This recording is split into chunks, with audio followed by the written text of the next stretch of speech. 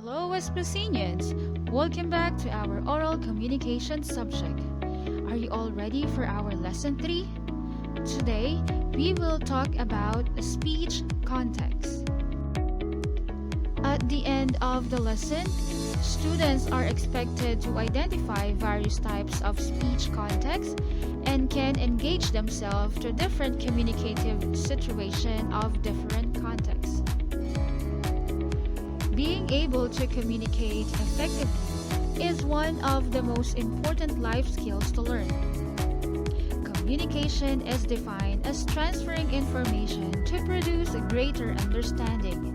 It can be done vocally through verbal exchanges, through written media like books, websites, and magazines, visually like using graphs, charts, and maps, or non-verbally like body language, gestures, pitch, or voice and tone. But did you realize that whenever you are communicating to someone or in a group, you just engage yourselves to different speech context?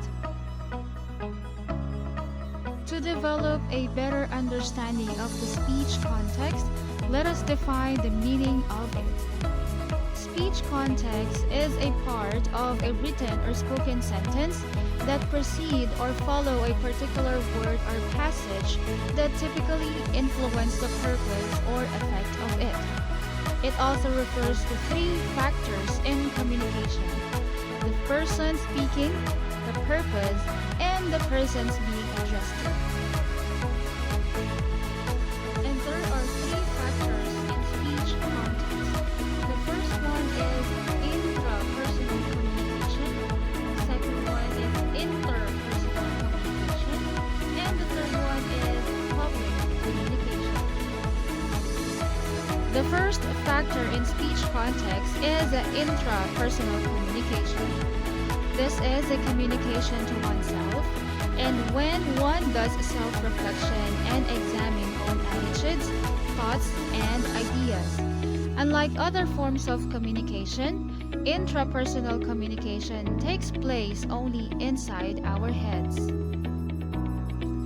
In intrapersonal communication, the sender and the receiver are represented by one person, and that yourself as the sender and the receiver of communication.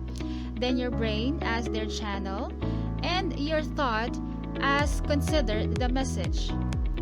The feedback then is shown when the person discarded the idea that he formulated himself and changed by the thoughts he construed from thorough analysis.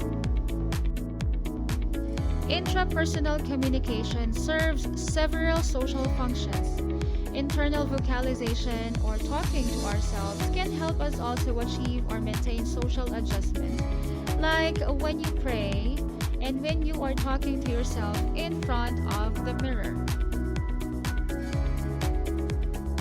The second factor in speech context is interpersonal communication.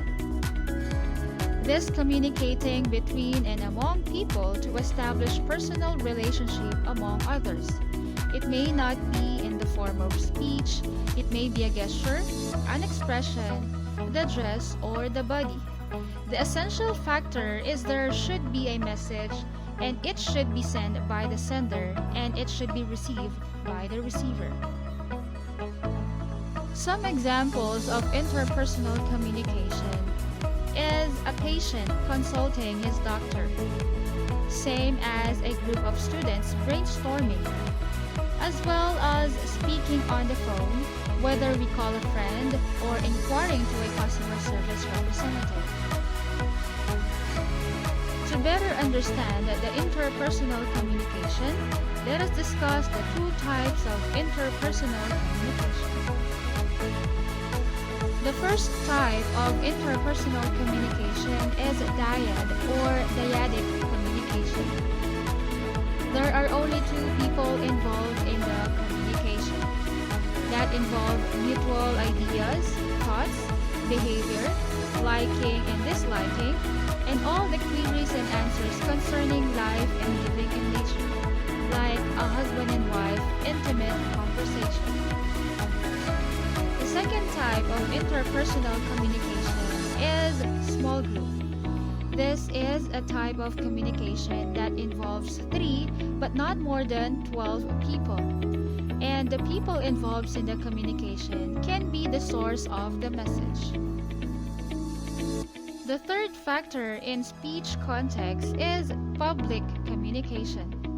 This is a method of delivering a message into face-to-face interaction, but not all the time in front of the group. It is also the tool or method we use to dispense our thoughts and ideas to a particular group. In public communication, there is only one sender, which is the speaker. The audience serves as the receiver, and the feedback is not common. Some examples of public communication is the president's sauna, newspaper article, public announcement, and a billboard you spot driving down the highway. And now, let us see if you still remember what we discussed from this lesson.